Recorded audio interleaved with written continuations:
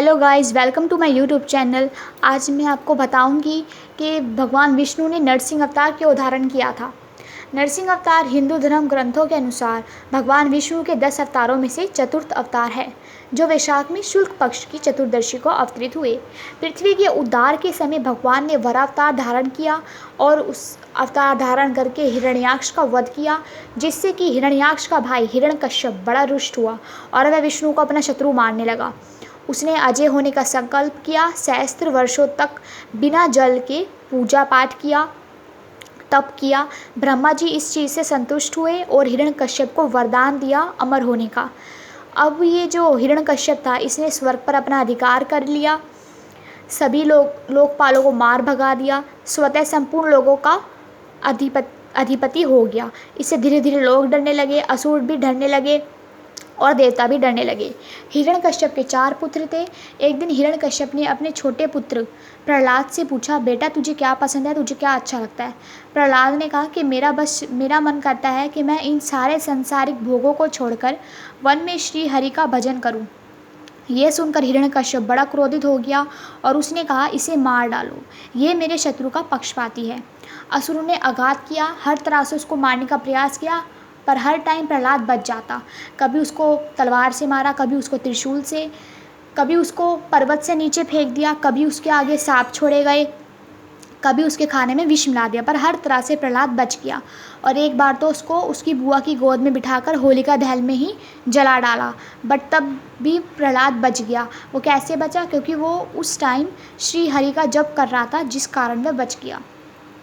अंत में हिरण्यकश्यप ने प्रहलाद को बांध दिया और स्वयं तलवार उठाई और कहा कि तू किसके बल से मेरा अनादर पर तुला है, कहाँ है वह? तो प्रहलाद ने कहा, वह सब जगह है। इससे प्रहलाद के वाक्य के साथ दैत्य ने खंबे पर घूसा मारा।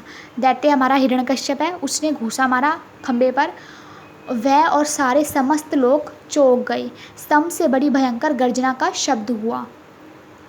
जब हिरण्यकश्यप ने पलट कर देखा तो उसने क्या देखा कि एक समस्त शरीर मनुष्य का और मुख सिंह का, बड़े बड़े नख एवं दांत, प्रज्वलित नेत्र, स्वर्णिम सटाए, बड़ी भीष्म आकृति खंबे से प्रकट हुई। हिरण्यकश्यप के अनुचर झपटे और मारे गए, अथवा कुछ तो भाग ही गए। हिरण्यकश्यप को भगवान नरसिंह ने पकड़ लिया और हिरण्यकश्यप फिर बोलता है कि मुझे ब्रह्मा ने वरदान दिया है कि मुझे कोई नहीं मार सकता, ना ही मुझे कोई रात में मार सकता, ना ही मुझे कोई सुबह मार सकता, ना मुझे कोई देव, दैत्य, मानव, ना पशु मार सकता, ना तो मैं भगवान में मर सकता हूँ, मतलब घर में, ना ही मैं बाहर मर सकता। सारे शस्त्र मुझ पर व्यर्थ सिद्ध हो गए। भूमि, जल, गगन सर्वत्र में मैं अवध्य हूँ। नरसिंह बोले, देख ये संध्या काल है, मुझे देख कि मैं कौन हूँ। ये द्वार की दहेली है, ये मेरी नख और ये मेरे नख और ये मेरी जगह पर तू पड़ा है। भगवान ने ये सब बात करके उस हिरण्यकश्यप का वक्ष को अपने नखूनों से चीर डाला। ये उग्र रूप देखकर देवता डर गए। ब्रह्मा जी भी अवसन्न हो गए। महालक्ष्मी दूर से ही लौट गई और प्रहलाद, वो तो प्रभु के वर प्राप्त पुत्र थे, उन्होंने स्तुति की।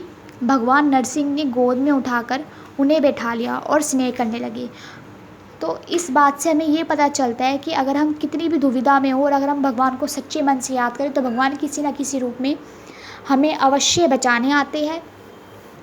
और यही विष्णु जी ने नरसिंह अवतार प्रहलाद को बचाने के लिए ही किया था और हिरण्यकश्यप जैसे राक्षस को मारने के लिए, ताकि इस सृष्टि का विस्तार